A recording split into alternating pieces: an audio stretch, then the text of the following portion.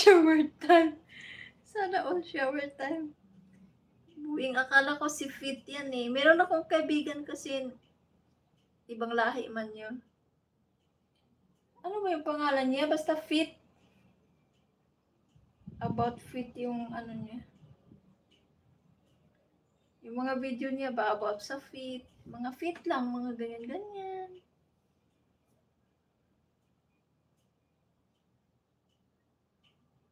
Tapos ikaw pala.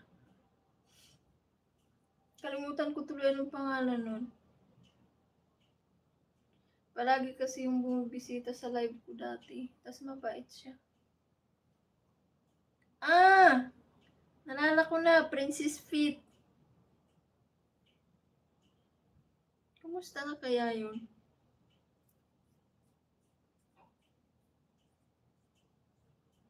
Hello from Indonesia. Hello.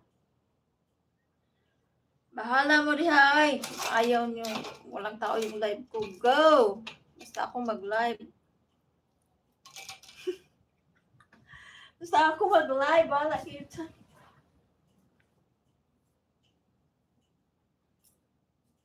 Alaban dihay. Nganganga ka dyan. Tingnan mo nga yung akin. Wala lang ating mga tao yan eh. Laban dihay. Dinadaan ko na nga lang yan sa highlights eh.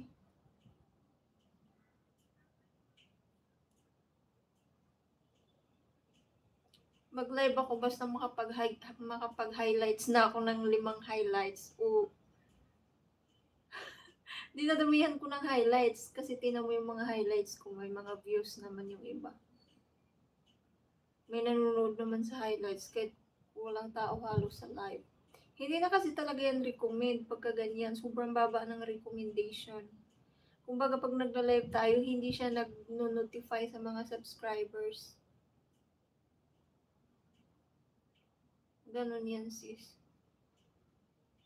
Pero, meron pa rin naman kita. Di ba? Tulad yung isa ko, meron din naman silang kita. Ito nga din, meron din yan. Kita. Hindi ko lang sinasagad. Nakaka-10K din to every month. Yung isa naman malaki-laki.